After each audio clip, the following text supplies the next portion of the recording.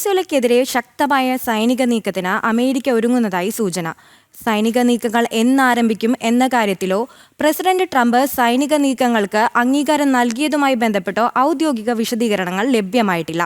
മയക്കുമരുന്ന് വ്യാപനത്തിന് വഴിവെക്കുന്ന Venezuelan president Nicolas മഡൂറോയുടെ നീക്കങ്ങൾ തടയുകയാണ് ലക്ഷ്യം. വിവരങ്ങളുമായി ഐസൺ ജോസ് ചേരുന്നുണ്ട്. ഐസൺ, വിവരങ്ങൾ.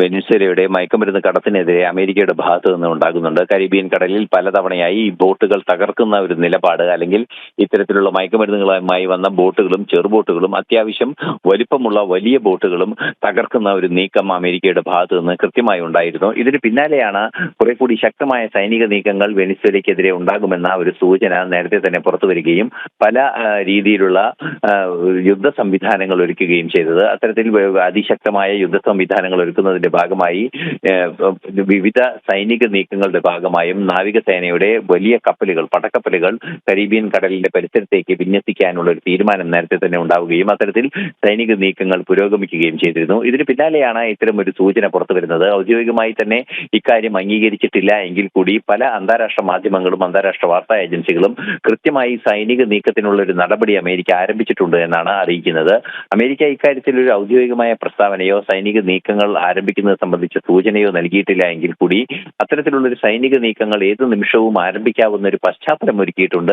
മാത്രമല്ല, നിക്കോളാസ് മഡൂറോയുടെ ഈ മയക്കുമരുന്ന് അനുകൂല, അതായത് മയക്കുമരുന്ന്, പലതരത്തിലുള്ള മയക്കുമരുന്ന് പല രാജ്യങ്ങളിലേക്കും എത്തിക്കുന്നതിനുള്ള ഒരു നീക്കങ്ങൾ നടത്തുന്ന വെനിസ്വേലയിലെ മാഫിയകളെ കൃത്യമായ നടപടികൾ സ്വീകരിച്ച് പ്രതിരോധിക്കുന്നതിന് നിക്കോളാസ് മഡൂറോയുടെ ഭാഗത്തു നിന്ന് വീഴ്ചകൾ ഉണ്ടാകുന്നുണ്ട്. ഈ ഒരു സാഹചര്യത്തിൽ അത്തരത്തിൽ വരുന്ന കപ്പലുകളെല്ലാം, അല്ലെങ്കിൽ ബോട്ടുകളെ, ചെറുബോട്ടുകളെയും ചെറിയ താരതമ്യേന വലിയ ബോട്ടുകളെയും എല്ലാം തന്നെ തകർക്കുന്ന നീക്കങ്ങൾ അമേരിക്കയുടെ ഭാഗത്ത് നിന്ന് തുടർച്ചയായി ഉണ്ടായിരുന്നു. കരീബിയൻ കടലിൽ ഇത്തരം വാർത്തകൾ തുടർച്ചയായി പുറത്തു വരികയും ചെയ്തിരുന്നു. ഈ അടുത്ത ദിവസങ്ങളിൽ പോലും ഇത്തരത്തിൽ ബോട്ടുകൾ തകർക്കുന്ന നീക്കങ്ങൾ നടന്നിരുന്നു. ഈ ഒരു സാഹചര്യത്തിൽ അമേരിക്കയ്ക്കും അതുപോലെ തന്നെ മറ്റു രാജ്യങ്ങൾക്കും ഇത്തരത്തിൽ വെല്ലുവിളി സൃഷ്ടിക്കുന്ന ഒരു സാഹചര്യം വെനിസ്വേലയുടെ ഭാഗത്തു നിന്നുണ്ടാകുന്നുണ്ട്. മാത്രമല്ല, വെനിസ്വേലയിലെ ജനാധിപത്യ വിരുദ്ധതയും അതുപോലെ തന്നെ ഏകാധിപത്യ സ്വഭാവവും അതിരൂക്ഷമാണ്. നമുക്കറിയാവുന്നതാണ്, പ്രതിപക്ഷ നേതാവിനെ, വെനിസ്വേലയിലെ പ്രതിപക്ഷ നേതൃസ്ഥാനം വഹിക്കുന്ന വനിതയ്ക്ക് നൊബേൽ സമ്മാനം ലഭിച്ചതുപോലും സ്വീകരിക്കാനുള്ള ഒരു സാധ്യത തടയുന്നൊരു നീക്കം വരെ ഉണ്ടായിരുന്നു. അത്തരത്തിലുള്ള രാഷ്ട്രീയ സാഹചര്യങ്ങൾ